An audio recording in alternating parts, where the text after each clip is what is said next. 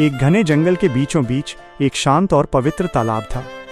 उसके किनारे एक बगुला रहता था जो अपनी अटूट भक्ति और ध्यान के लिए प्रसिद्ध था। हर सुबह वो तालाब के शांत पानी में घंटों ध्यान में मग्न रहता था।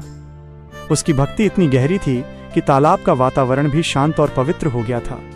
अगर आप भी भगवान में विश्वास रखते हैं तो ऐसी कहानियों के लिए हमारे चैनल को सब्सक्राइब करें। और एक दिन भगवान विष्णु स्वयं अवतरित हुए और बगुले के सामने प्रकट होकर बोले, मैं तुम्हारे ध्यान और तपस्या से प्रसन्न हूँ और आज मैं ये वरदान देता हूँ कि यह जल किसी भी जानवर या इंसान के लिए अमृत के समान कार्य करेगा। यह कहकर प्रभु अंतर्ध्यान हो गए। ये खबर दूर दूर तक फैल गई। एक बार गर्मी की तपती दोपहर में एक प्रसिद्ध ग्रामीण वैद्य का पुत्र, जो एक दुर्लभ बीमारी से पीड़ित था, अपनी अंतिम सांसें गिन रहा था। सभी उपचार विफल हो चुके थे।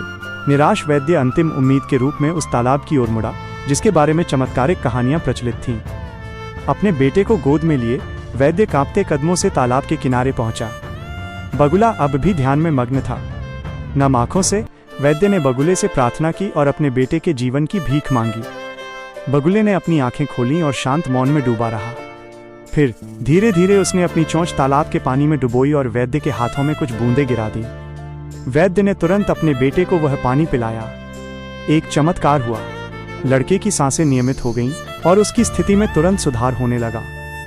ये खबर पूरे गांव में जंगल की आग की तरह फैल गई। ग्रामीणों ने तालाब को एक पवित्र स्थल मानना शुरू कर दिया और बगुले के प्रति उनकी भक्ति और बढ़ गई।